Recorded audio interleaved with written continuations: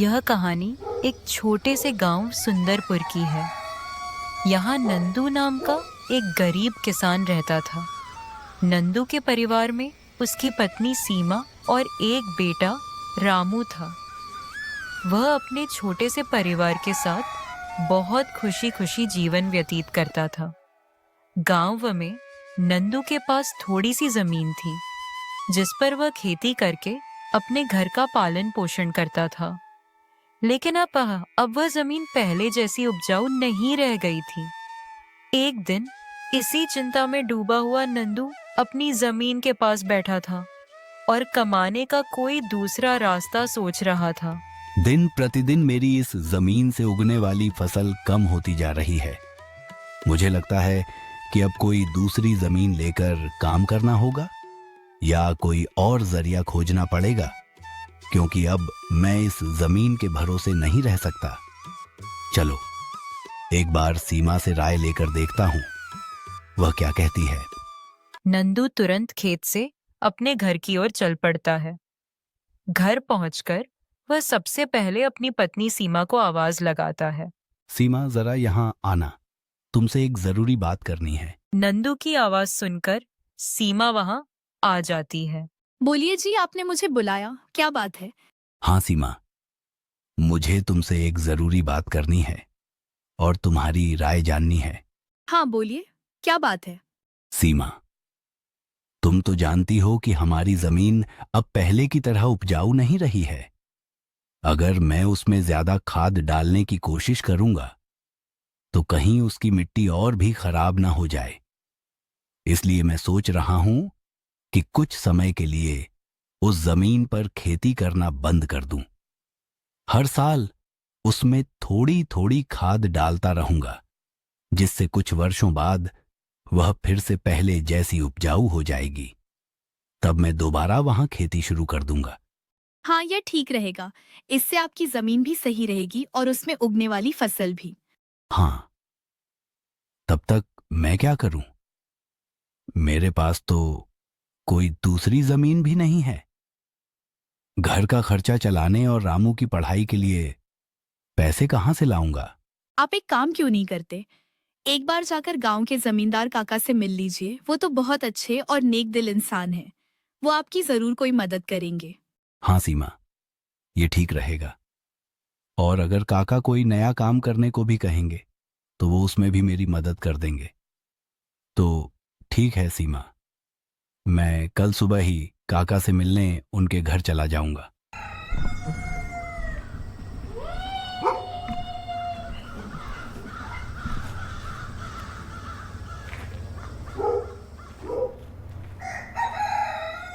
अगली सुबह नंदू जमींदार के घर चल पड़ता है।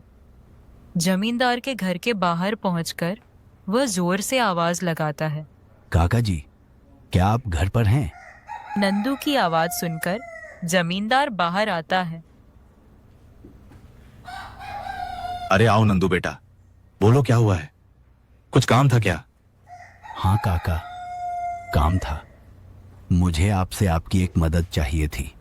हाँ बोलो ना बेटा, मैं किस प्रकार तुम्हारी मदद कर सकता हूँ? नंदू जल्दी से जमींदार को खेत की हालत बता देता है। बेटा, इतनी सी बात के लिए परेशान क्यों हो रहे हो? काका जी, मेरे पास सिर्फ एक ही जमीन है जिस पर मैं खेती करता हूं और उसी से अपने घर का खर्चा चलाता हूं। मैंने आज तक खेती के अलावा कोई दूसरा काम नहीं किया, तो अब समझ नहीं आ रहा कि मैं क्या करूं। काका जी, आप ही बताओ। बेटा, खेती के अलावा दूसरा काम क्यों करना चाहते हो? एक काम करो, मेरे पास गांव के बाहर एक जमीन है, तुम उस पर खेती करो। काका, पर इससे तो आपका बड़ा नुकसान हो जाएगा। नहीं बेटा, कोई नुकसान नहीं होगा। इसी बहाने तुम मेरी जमीन की देखरेख भी कर लोगे। अब तो मेरी उम्र भी हो गई है, मेरा बेटा भी शहर में रहता है। इससे तुम्हारा भी भला होगा और मेरी जिम्मेदारी भी थोड़ी कम हो जाएगी बेटा। ठीक है काका जी, अगर ऐसी ही बात है तो मैं कल से ही उस जमीन पर काम करने चला जाऊंगा। नंदू जमींदार को धन्यवाद कहकर वहां से निकल जाता है। नंदू अपने घर पहुंचकर सीमा को सारी बात बता देता है। अरे वाह, ये तो बहुत अच्छा हुआ। आपकी सारी चिंता ही खत्म हो गई है। हाँ सीमा, अब मैं काका के खेत पर खूब मेहनत करूंगा और कोशिश करूंगा कि एक दो खेत और खरीद लूं, ताकि भविष्य में कोई समस्या आए तो हम उसके लिए तैयार रहें।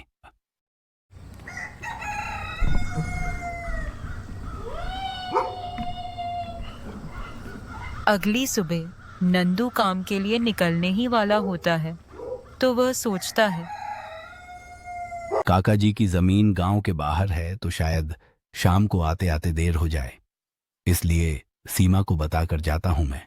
सीमा, जरा यहां आना तो। बोलिए, आपने बुलाया मुझे?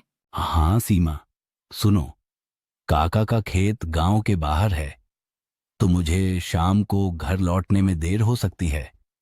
अगर ऐसा हो तो तुम और रामू खाना खाकर सो जाना। ठीक है, आप अपना ध्यान रखना। फिर क्या था, नंदू गांव के बाहर वाली जमीन पर काम करने चल पड़ता है।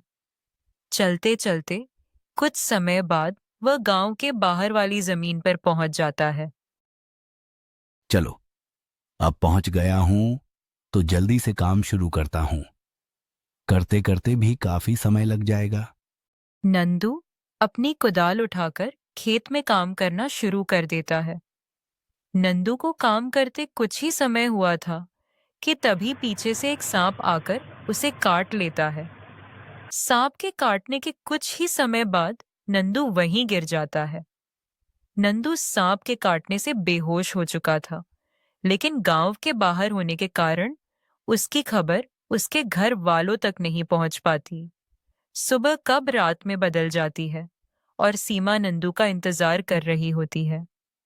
माँ को इतना परेशान देखकर रामू पूछता है, माँ, पिताजी अभी तक आए क्यों नहीं? बेटा, तुम्हारे पिताजी आज काम करने जमींदार काका जी की गांव के बाहर वाली जमीन पर गए हैं और उन्होंने मुझे ये भी कहा था कि लौटते लौटते देर हो जाएगी, पर अब तो कुछ ज्यादा ही समय हो गया है। माँ, आप क्यों फिक्र कर रही हैं? पिताजी ने जब कहा था कि उन्हें आने में देर होगी, तो कुछ सोच समझकर ही कहा होगा। माँ, एक काम कीजिए, आप जाकर सो जाइए। रामू की बात सुनकर सीमा अपने कमरे में सोने के लिए चली जाती है।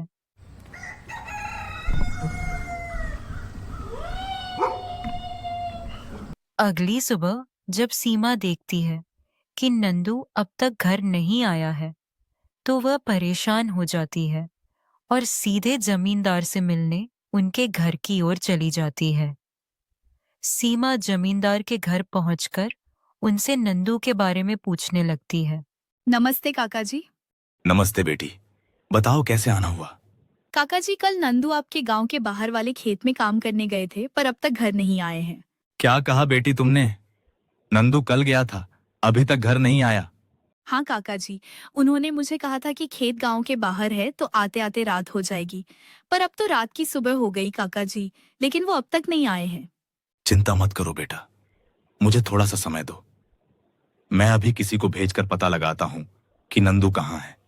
जमींदार तुरंत अपने घर में काम करने वाले महेश को नंदू को देखने के लिए अपने खेत पर भेजता है। कुछ समय के बाद महेश जमींदार के खेत में पहुंच जाता है और वहां का नजारा देखकर वह बहुत परेशान हो जाता है। अरे ये क्या? नंदू का तो पूरा शरीर ही नीला पड़ चुका है। मुझे लगता है इसे किसी सांप ने काटा है। मुझे जल्दी से जमींदार जी को ये बात बतानी पड़ेगी। महेश जल्दी से निकल जाता है। जैसे ही वह जमींदार के घर पहुंचता है, उसके कुछ कहने से पहले ही जमींदार उसे पूछने लगते हैं। क्या हुआ महेश बेटा, तुम इतने जल्दी क्यों आए? और क्या तुम्हें नंदू मिला? महेश जमींदार को सारी बात बता देता है जो उसने खेत में देखा था।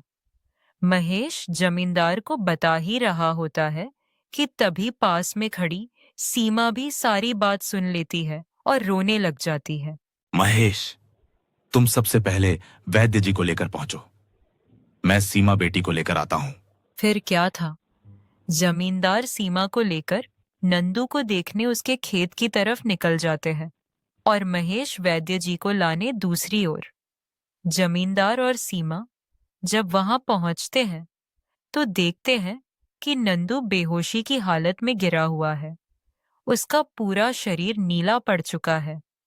सीमा नंदू के पास बैठकर रोने लगती है। तभी वहां वैद्य जी आ जाते हैं। वैद्य जी के आते ही सीमा वहां से हट जाती है। वैद्य जी नंदू की हालत का जायजा लेने लगते हैं। क्या हुआ वैद्य जी? अब कैसी है नंदू की हालत? देखिए जमींदार जी, मैं झूठ बोलकर आपको धोखे में नहीं रखना चाहता हूं। नंदू की हालत बहुत खराब है।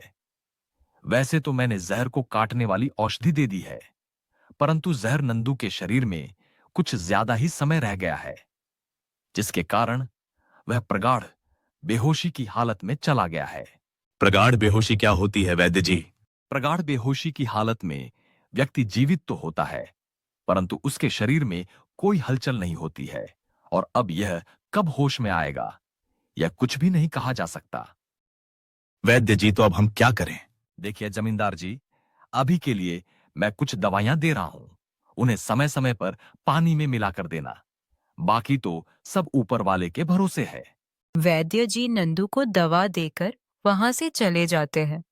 फिर कुछ गांव वाले नंदू को उठाकर उनके घर लाते हैं और उन्हें उनके बिस्तर पर लिटा देते हैं। देखो सीमा बेटी, तुम बिल्कुल फिक्र मत करना। तुम नंदू की अच्छे से देखभाल करना। देखना, वह बहुत जल्दी ठीक हो जाएगा। और तुम्हें किसी भी चीज की जरूरत हो तो मुझे जरूर बता देना। हर महीने मैं तुम्हारे लिए और रामू के लिए पैसे भेजता रहूंगा, लेकिन तुम हिम्मत मत हारना। आपका बहुत बहुत शुक्रिया काका जी, आप हम लोगों की बहुत ज्यादा मदद कर रहे हैं। जमींदार फिर वहां से सीमा को दिलासा देकर चला जाता है। जमींदार के जाने के बाद वहां रामू आ जाता है और अपने पिताजी की हालत देखकर सीमा से उसका कारण पूछने लगता है। जमींदार फिर वहां से सीमा को दिलासा देकर चला जाता है। जमींदार के जाने के बाद वहां रामू आ जाता है और अपने पिताजी की हालत देखकर सीमा से उसका कारण पूछने लगता है। माँ, पिताजी को क्या हुआ है? बेटा, तुम्हारे पिताजी को कल खेत में सांप ने काट लिया था, जिस कारण वे बेहोश हो गए हैं। माँ, पिताजी होश में कब आएंगे? बेटा, वैद्य जी ने कुछ दवा दी है और उसे समय समय पर पिलाने को कहा है। उन्होंने कहा है कि उस दवा से वे जल्दी ठीक हो जाएंगे। पर माँ, पिताजी की ऐसी हालत में तो अब हमारे घर का खर्च कैसे चलेगा? बेटा, तुम उसकी चिंता मत करो, मैं हूं ना, मैं सब संभाल लूंगी। नहीं माँ, आप क्या क्या करेंगी? पिताजी का ख्याल रखोगी, घर का ख्याल रखोगी या घर चलाओगी? माँ, आप बस पिताजी का ख्याल रखो और घर का, बाकी मैं खेत में काम करके घर का खर्च चलाऊंगा। नहीं बेटा, तुम्हें काम करने की कोई जरूरत नहीं है, मैं सब देख लूंगी। तुम बस अपनी पढ़ाई का ध्यान रखना। तुम्हारे पिताजी का सपना है कि तुम बड़े अफसर बनो, और मैं तुम्हें वो बनाकर ही रहूंगी, चाहे मुझे उसके लिए कितनी भी मेहनत क्यों ना करनी पड़े। मुझे कुछ करना पड़ेगा। मैं नंदू के ठीक होने तक का इंतजार नहीं कर सकती हूँ। मुझे अब खुद जाकर खेती करनी होगी, और हो सके तो मुझे कोई और काम भी देखना होगा। अगली सुबह सीमा जमींदार से मिलने पहुंच जाती है। अब नंदू की तबीयत कैसी है? काका जी, नंदू की तबीयत वैसी ही है, और मुझे आपसे एक मदद चाहिए थी, इसीलिए मैं आपसे मिलने चली आई। हाँ बोलो बेटी, मैं तुम्हारी किस प्रकार मदद कर सकता हूँ? काका, मैं चाहती हूँ कि जो जमीन आपने नंदू को काम करने के लिए दी थी, आप मुझे उस पर काम करने की इज्जत दे दीजिए, ताकि मैं उस पर मेहनत करके अपने घर का खर्च और रामू की पढ़ाई का प्रबंध कर सकूं। बेटी, तुम्हें वहां काम करने की कोई जरूरत नहीं है। मैं हूं ना। मैं तुम्हारे घर के लिए जो भी खर्च लगेगा हर महीने भेज दिया करूंगा। नहीं काका जी, आपने आज तक हमारी बहुत ज्यादा मदद की है। आप बस अपने खेत में काम करने की इजाजत दे दीजिए। अब मैं खुद मेहनत करके अपना घर चलाऊंगी और अपने बेटे को बड़ा आदमी बनाऊंगी। जमींदार सीमा को बहुत समझाने की कोशिश करता है, पर सीमा जमींदार की बात मानने को तैयार नहीं थी। सीमा की बातें सुनकर जमींदार सोचने लगता है।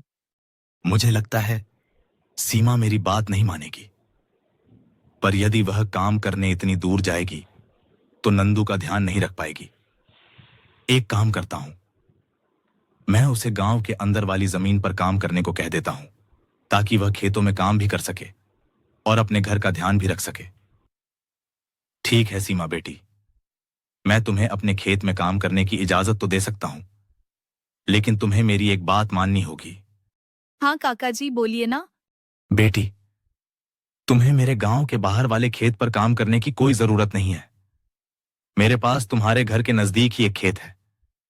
तुम वहां काम कर सकती हो ताकि तुम नंदू का ख्याल रख सको। काका जी, हाँ तो कोई बात नहीं है, वो खेत मेरे घर के पास में है, यही बहुत बड़ी बात है। मैं खेत में काम करने के साथ साथ दूसरों के घरों में काम करना भी शुरू कर दूंगी, ताकि उन पैसों से रामू की पढ़ाई का खर्च चला सकूं। बेटी, तुमको इतना काम करने की क्या जरूरत है? काका, मुझे काम करना ही होगा। नंदू का सपना था कि रामू पढ़ाई करे और बड़ा आदमी बने। अगर मैं मेहनत नहीं करूंगी तो उसका सपना अधूरा रह जाएगा। इसीलिए हर हाल में ये जिम्मेदारी उठानी पड़ेगी।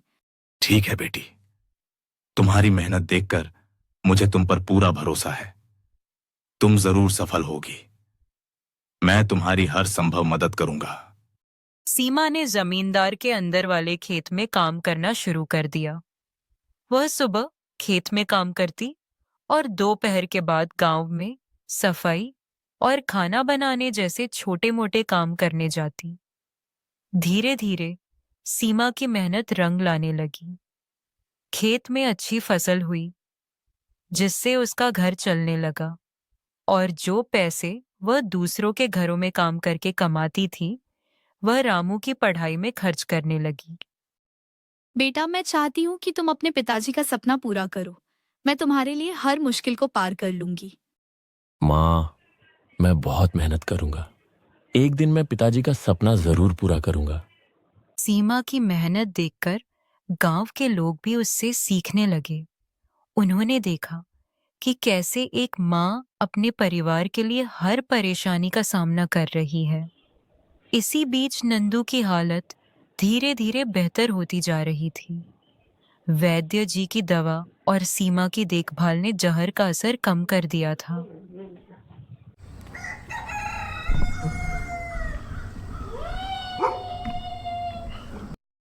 एक दिन नंदू को होश आ गया। नंदू को होश में आते देख सीमा बहुत खुश हो गई। नंदू, तुम्हें होश आ गया। ऊपर वाले ने मेरी सुन ली। मेरी मेहनत और मेरी दुआ रंग लाई आज। सीमा, मैंने तुम्हें और रामू को बहुत परेशान किया है। नहीं, तुम हमारी ताकत हो। जब तक तुम ठीक नहीं हो रहे थे, मैंने तुम्हारी हर जिम्मेदारी उठा ली थी और देखो, अब सब कुछ ठीक हो रहा है। नंदू धीरे धीरे पूरी तरह ठीक हो गया। उसने सीमा की मेहनत और त्याग को देखकर यह इरादा किया कि वह अब उसके साथ कंधे से कंधा मिलाकर परिवार को आगे बढ़ाएगा। रामू की पढ़ाई सफलतापूर्वक चलती रही और कुछ सालों बाद वह बड़ा अफसर बन गया।